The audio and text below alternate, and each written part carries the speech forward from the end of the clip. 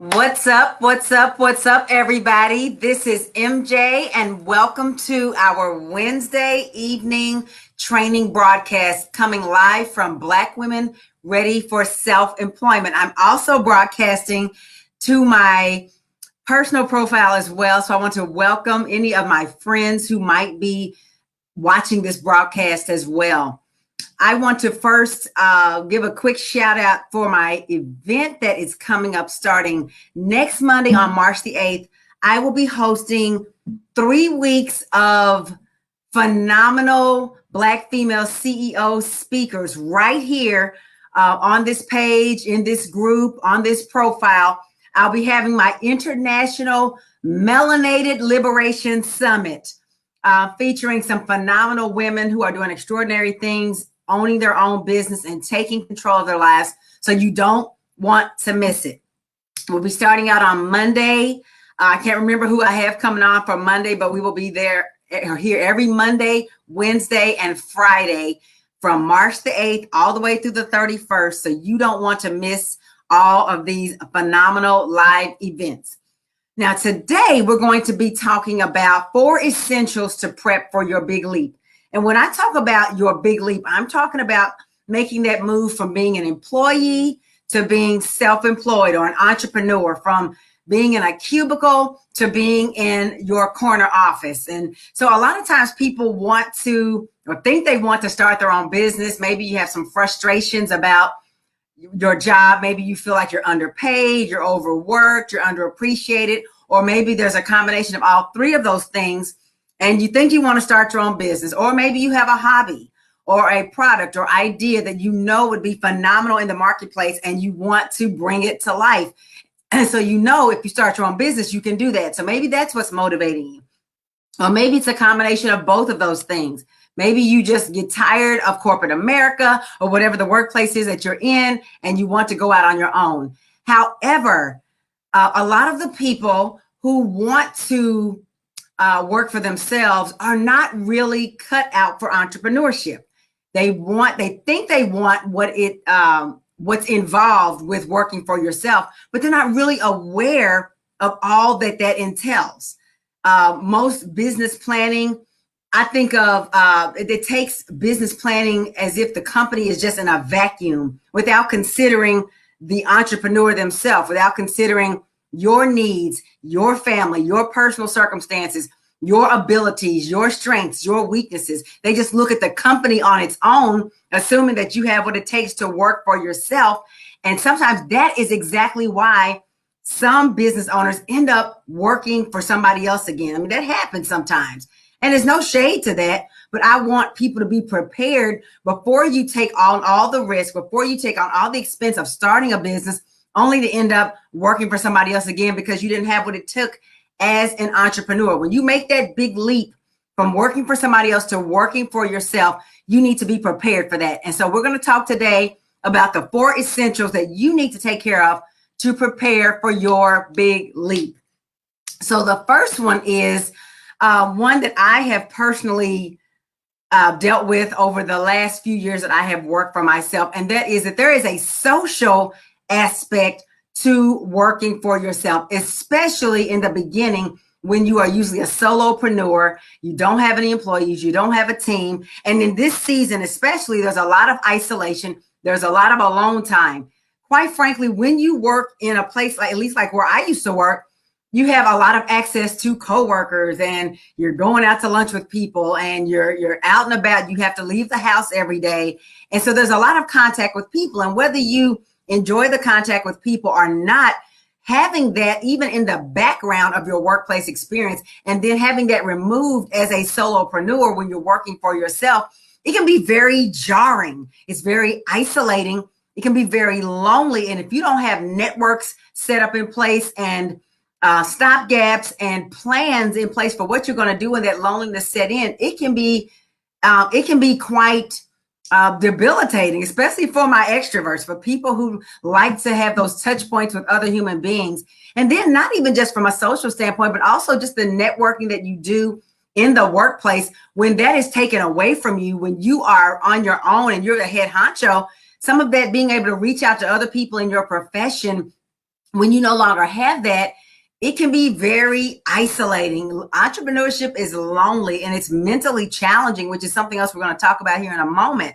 And so if you do not prepare for that and really look at what is it going to look like, what do I want my CEO life to entail, you're going to jump out there and kind of expect those touch points to be there that were there in your workplace, and they're not going to be there.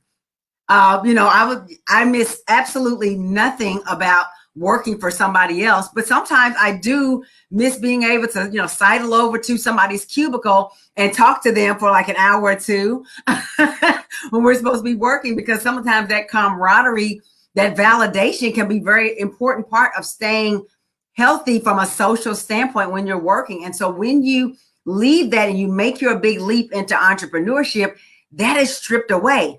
Now, there are strategies that you can use to make sure that those same touch points exist for you as an entrepreneur, but you have to know that and be creative and prepare for that in advance. Otherwise, I think I've known some people personally who's like, yeah, it wasn't really for me working for myself. And they go back to working, like riding a cubicle. And I'm like, how could you? How could you be completely free? But it could be that social aspect was more important to them than they realized it would be, or even worse, they didn't recognize that would be the case. Right now, when your boss pisses you off, you can go ask your coworker if they agree with you that your boss is trash. When you work for yourself, there's nobody to really talk to. Most of your friends and family have no clue what it's like to work for themselves. And so they're not going to be able to relate to those rantings and venting and getting it off your chest. And so you need to have that network, that community to keep you grounded and to keep you socially connected. And the next essential that you need to have as you're prepping for your big leap is that you have to be mentally prepared for entrepreneurship. Now, as much as you may be sick of working for somebody else, making them rich, building their dream, creating generational wealth for their family while your dreams die on the vine, while your creative juices are drying up, there are some benefits to working for somebody else. Besides the fact that your employer takes on all of the risk, they tell you, what to do. There's not a whole lot of, I don't want to say there's not a lot of thinking, because some of your jobs do involve thinking, but it's the idea that the work does not originate with you. It takes a lot of burden off of your back, and becoming the head honcho where all of the decision-making funnels through you, where all of the yes and no comes from you, and doing that suddenly without being prepared for that can also be quite jarring, right? If you're used to being able to walk into your boss's office and ask them their opinion or for directives, not having that suddenly is an adjustment. I'm not saying that it's not an adjustment that you can make, but it's something you have to prepare for. Most people that are employees are not used to the mental drain that a CEO has to undertake. The people that you look at them in their corner office and you're like, they don't have a clue what's going on the front lines. They are not up close and personal with it, but the work that they're doing, you also have no clue about that. The number of decisions they have to make in the moment, they usually can't ask. Sometimes they can, but a lot of times they can't ask for other people's opinions. So it's a group decision. A lot of times it's not a group decision. A lot of times they don't have days and weeks to mull it over and think it through. They have to be able to make the best decision they can with what they know in the moment. That's a CEO's life. And if things get screwed up, of course, they're going to take on all the blame, and they're not going to have a buck that they can pass to somebody else.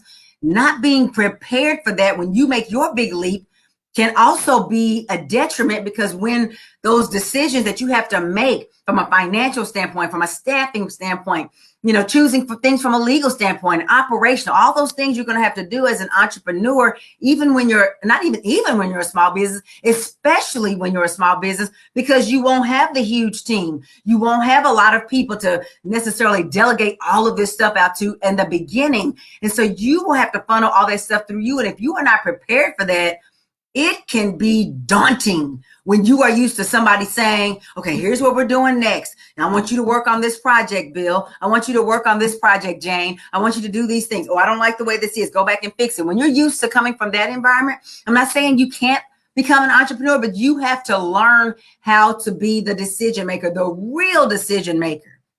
I remember in corporate America, they'll call people decision makers, but ultimately stuff was really rolling down from up above. A lot of you probably can relate to that. You weren't really on the line. The person on the line is the president and CEO. So when you make your big leap and you become that head honcho, you have to be prepared for that. And unlike corporate America, where you can work your way up the ladder and maybe one day you can get up there somewhere near the top, or maybe you can become the top, which happens gradually. When you leave your job and you leap into entrepreneurship, it's immediate.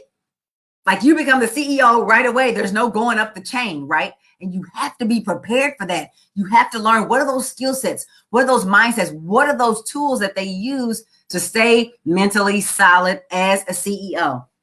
So we've talked about the social aspect of making your big leap. We've talked about the mental aspect of making your big leap. The third thing you need to prep for is the physicality of being a CEO. I've never seen this in any business plan. Talking about the demands of being a CEO. It is mental for the most part, but there can be physical demands as well.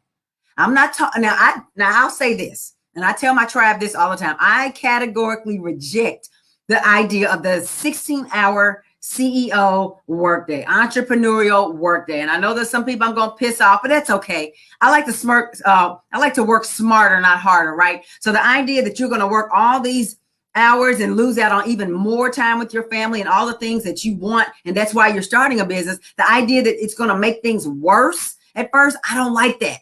I believe that if you're smart from the beginning, you can have a better experience from day one, from the time you leave your job to the time and moving into entrepreneurship. It doesn't have to suck at first. It shouldn't suck at first. Who wants to take on all that risk and then stuff be sucking worse, right? Sure, there will be some difficult times, but it doesn't have to be as bad as people say. However, even though you don't necessarily have to work 16 hours a day trying to build your business, if you build it smart, there are physical demands that you may not be used to.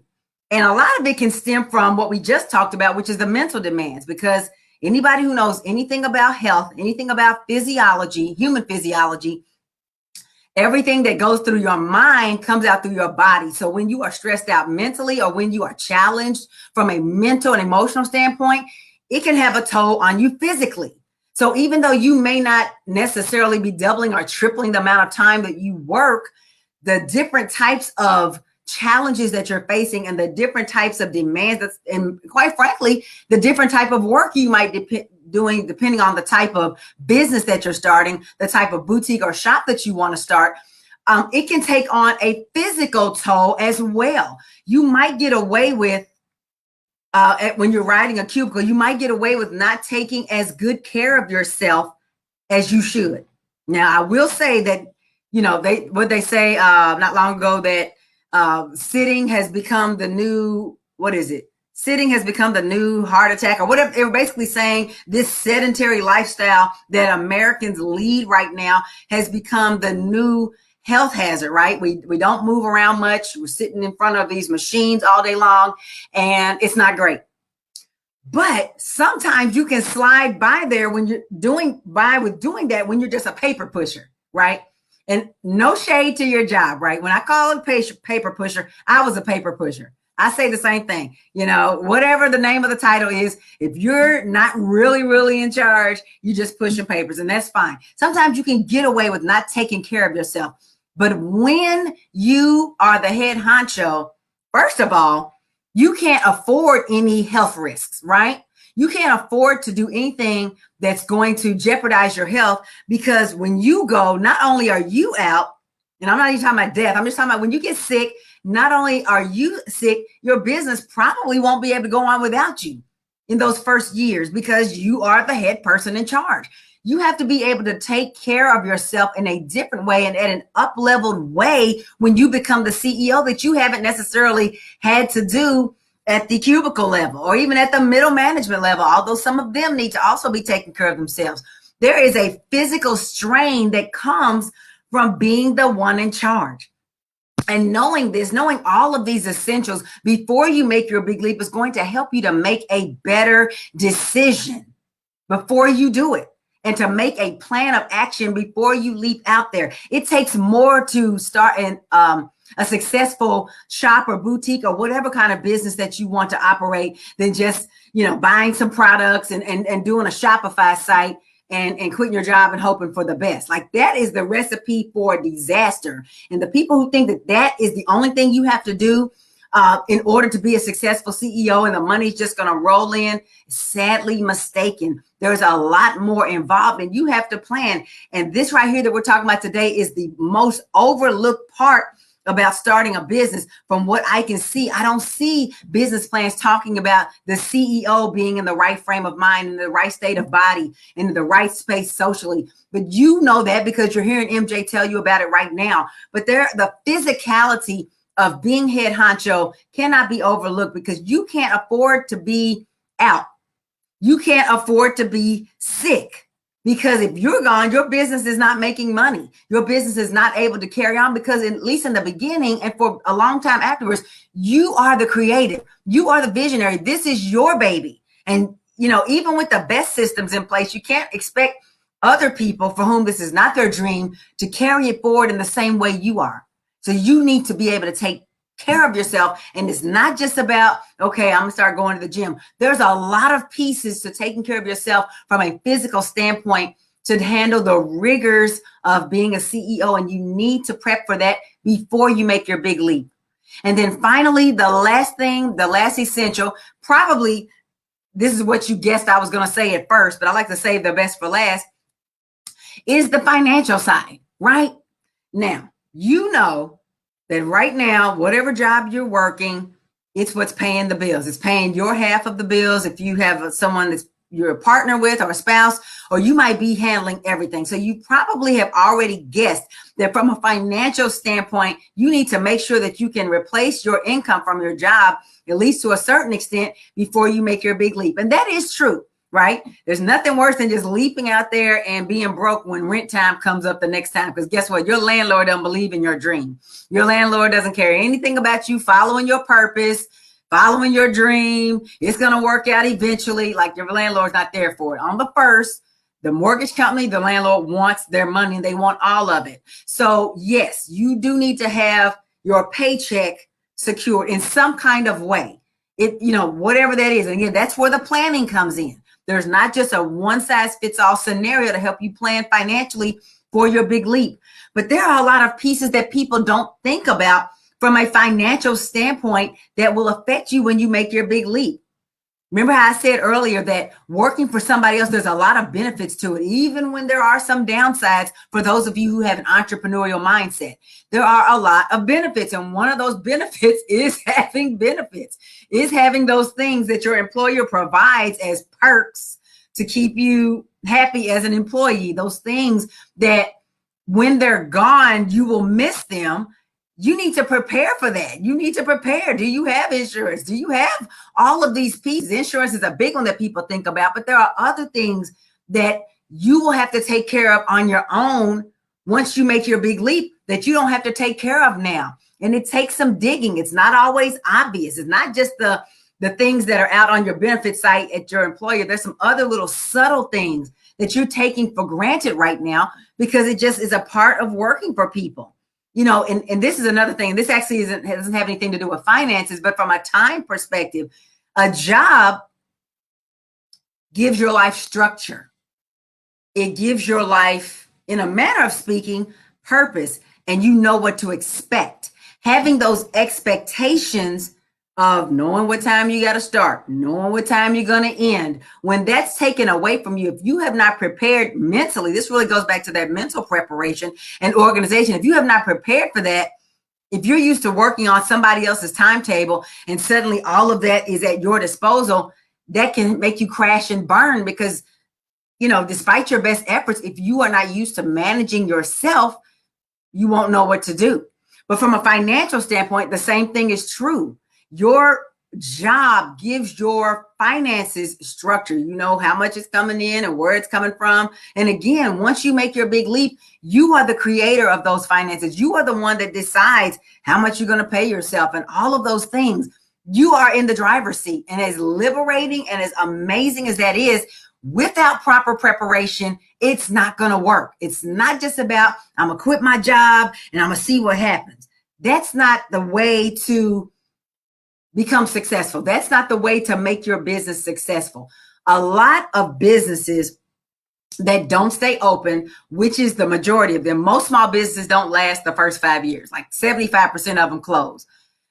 One reason that the businesses don't succeed is because they run out of money before the idea takes hold. So having a great idea is not enough.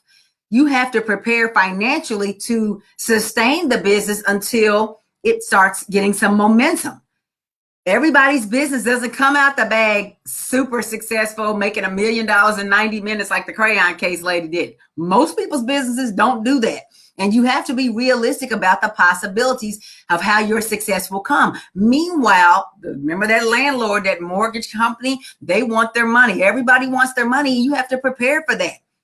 See, business plans, when you look at a business plan, they're not getting in the weeds about you as an entrepreneur. They're just assuming. They might ask a little bit about, well, what kind of background do you have? Do you have the ingenuity, the skill set to make this product work? But they're not worrying about your personal life. They're not worrying about, will your family survive the financial upheaval? They're not worrying about, will you have all of those support systems and things that you've come to appreciate as an employee, but don't recognize that you need to duplicate or substitute something else in their place once you work for yourself. And so financially, you have to prepare. And it's not just about stacking your savings account. Again, there's more to your finances than just cash in your checking account. But you won't know that until you are following a system that allows you step by step to plan for each of these pieces, each of these sections, the social aspect, the mental aspect, the physical aspect, and the financial aspect. That's the only way to make your big leap successful. I would hate for anybody watching this or anybody out there anywhere who wants to have a successful business to start and then have to shut down 3 months, 6 months, 9 months later because you didn't prep properly, not for the business itself. Oh, the product is great, but on this almost personal side or in the CEO lifestyle side, you weren't ready. So you still have to shut your doors. I've seen so many phenomenal Black women who start great businesses or have a great idea, let's say, but they don't set up the infrastructure of their business so that it can support them through those months and possibly those years before the 6 and 7 figures really hits. And so they have to close their doors. And I don't want that for you. I don't want that for any of you. I want you to make a successful big leap so that when you stroll into your boss's office and you take that resignation letter and you do like this, slap it down on the desk like that you never have to go back to that life again. I know this ain't for everybody. You know, if it's not for you, I'm not talking to you. But for those of us who fantasize about quitting our jobs because we know that within us as an entrepreneur dying to get out, don't you want to walk in that office and tell them, I'm out of here, throw up deuces and be free? You don't want to have to go back. But you also don't want to jeopardize your family in the process. You don't want to be working 18 hours a day and getting sick and wearing yourself down and the money's running out and you're trying to burn the candle at both ends. There's no reason to leave the security of your job to create a business that becomes a job that owns you, another job that you hate. You need to plan your big leap in such a way that when you walk away, you'll have that confidence. You will know that everything is in place to the best of your abilities so that you will succeed, so that you don't have to miss a paycheck, so that your business is set up so that your products can be flying off the shelves and people can be flooding through the doors of your shop or boutique, ready for everything that you have. And if that is what you want, if you want to plan your big leap from the ground up so that you can be successful from day one, not struggling and barely getting by, selling 10 or 15 products every other month, but rather having a sustainable business strategy that you can take through the months and the years ahead. If you need help with that, then I invite you to book your free breakthrough call with me at www.melaniehunter.com/chat. That's Melanie Hunter with 2 L's, hunter.com/chat. We'll get on the phone at the time that you select. And we're going to talk through it. What are all those things that you need to prepare for to make your big leap a success?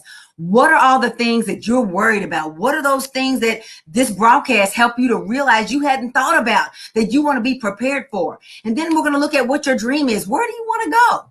What is your dream? Do you just want to own a store for the heck of it? Or do you have a bigger dream, a bigger purpose? The family you want to take care of, trips you want to take, dream houses you want to build, whatever that lifestyle is, whoever you want to help in your community, where do you want to go? And then we'll map out a game plan to get you there as quickly and as profitably as possible. But it starts with a decision. It starts with a decision that you don't want to ever go back. Like that song I love by Ricky Dillard, I won't go back. If you want to make your big leap successfully and without all the worry and strain and fear of failure and all of that normally keeps newbie entrepreneurs crippled and in inaction. If you want to avoid all that, then let's have a conversation. I'd love to see if we're fit to work together to help you to reach your dream. So again, book your breakthrough call at MelanieHunter.com/chat, and we will talk soon. That's going to do it for me. Again, check out my international, what am I calling? I can't think of the name of it. The International Melanated Liberation Summit. It's going to be streaming live for the next 3 weeks right here. So check out all these phenomenal Black female CEOs who will be featured. But if you want to join them, not just watch them talk about their success, but also be a part of your own success, then book that call and let's have a conversation and get you on the right path. That's going to do it for me, guys. I hope you have a phenomenal rest of your week. I will be back tomorrow with another training broadcast. I moved it from Friday because I have something else going on Friday. So I will see you guys tomorrow. Take care. Book your breakthrough call now. Bye-bye.